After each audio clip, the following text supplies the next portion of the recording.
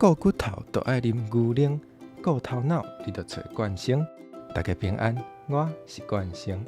大家敢知影 color 这个词甲美国的独立运动有啥物关系？那是 color 哦 ，flavor、traveling 这个词嘛是同款的状况。头前这个词伫美国甲英国的拼法是无同的。比如讲 flavor 伫英国有加一个 u， 伫美国煞无。会有即寡无同，是因为美国独立战争拍赢了后，虽然因游原是咧讲英语，毋过因知觉到家己所讲的英语甲英国人无同 ，color 就无迄个 ou 的音。为虾米要爱拼做 color？ 自安呢，就有一群人认为，既然两边的语言有争差，安尼敢毋是就爱来修改拼字的规则？拼字改革家 Noah Webster 嘛发觉到，伫美国学校读册的囡仔，竟然是读英国送来的课本。美国人是毋是应该爱为着家己的时势来写美国人家己的课本？这个 Noah Webster 嘛就安尼来写一教囡仔读写美国话的册，嘛照伊对拼写的看法来编新词典。真侪英美拼写的争差，就是为伊的词典内底用到单。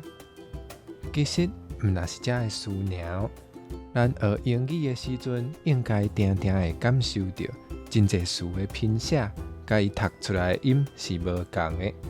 历史上嘛捌有拼字改革家试过更较无同的拼字规则来写字。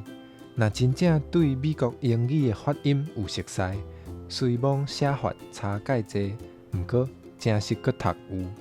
冠生嘛感觉迄范式是一个真好的书写方法，无的确真正是阁较好学。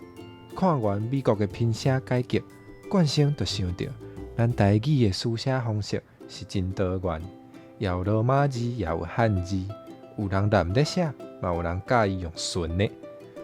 美国人对因的语言有遮个反思甲试验。咱台湾人对本土语言的书写，是毋是嘛会使有更较侪关心？你若是愿意做阵来思考，就是咧帮助即个语言的发展。今仔日甲大家分享美国拼字改革甲其中的理念，嘛邀请你伫留言区来分享你对台语书写的看法。紧甲即个影片分享互你会晓拼 color 即个词的朋友。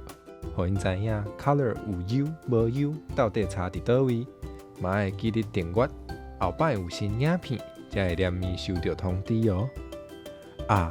你敢知影市展会当互更较侪人看到冠生的影片？